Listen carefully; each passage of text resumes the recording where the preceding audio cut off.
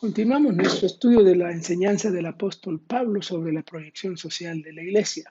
Hemos visto ya varias enseñanzas generales y algunos textos y pasajes más específicos. Vamos a ver otros más ahora. La enseñanza e implicación del Evangelio como eliminador de prejuicios y discriminaciones de todo tipo. Ese pasaje en Gálatas, dos pasajes en Gálatas.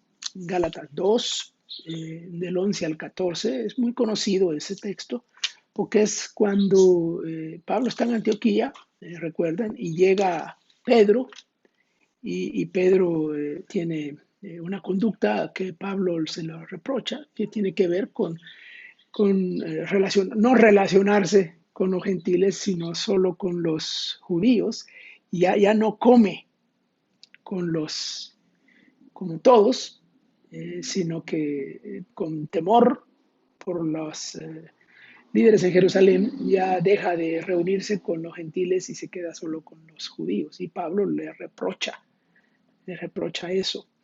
Y él lo habla, dice que está en juego la verdad del Evangelio en ese pasaje.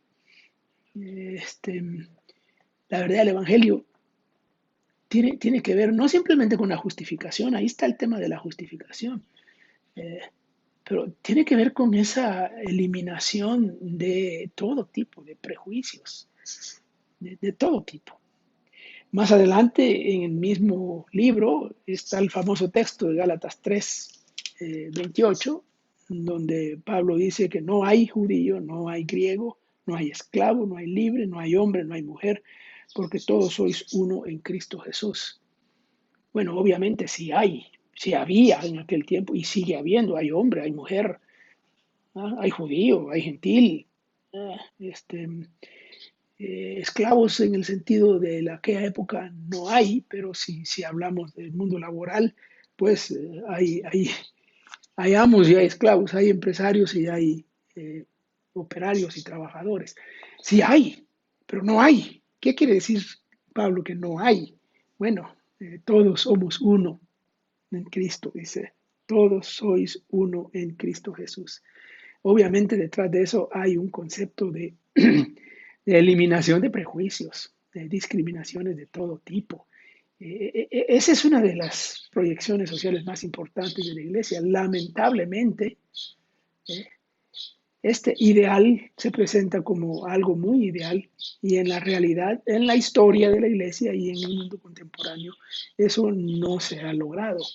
Sigue habiendo prejuicios, sigue habiendo discriminaciones de todos estos grupos que aparecen aquí o los que representan.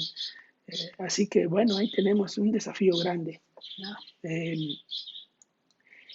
Hay otra enseñanza que tiene que ver con un texto muy conocido en Gálatas también, Gálatas capítulo 5, y el texto de los frutos del Espíritu. Los frutos del Espíritu incluyen hacer el bien.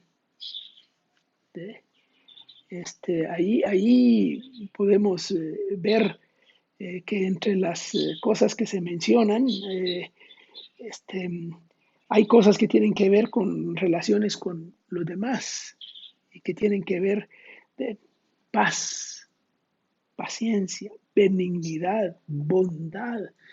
Todos esos son frutos que se expresan en relación con otros, de adentro y de afuera. Y más adelante, en el capítulo 6, se habla de sembrar para el espíritu.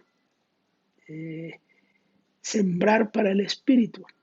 Eh, el que siembra cosecha. Se usa en la teología popular de la prosperidad para hablar de sembrar y cosechar en términos materiales.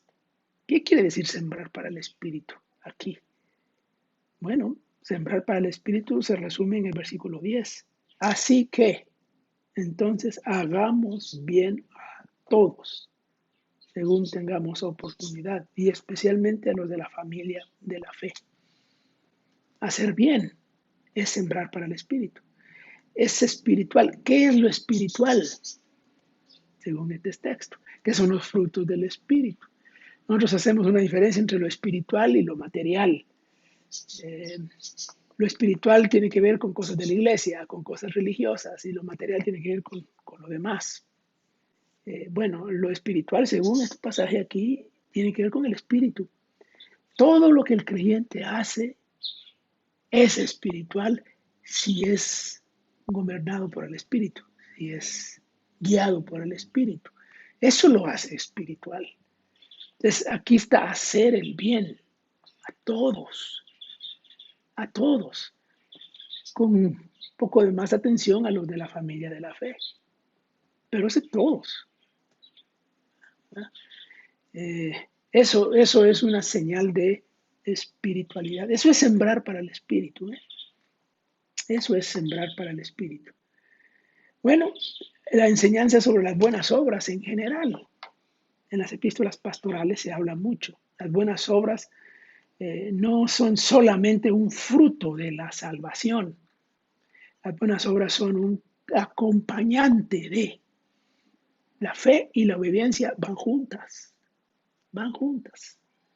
Eh, no son solamente actividades religiosas tampoco las obras, actividades espirituales o actividades individuales. Las buenas obras incluyen todo el bien que podamos hacer en beneficio de los demás, sea que lo hagamos como individuos creyentes o como cuerpo de Cristo.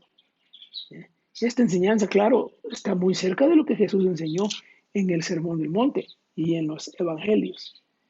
Y por último, el texto de Efesios 5, que habla de la denuncia del mal.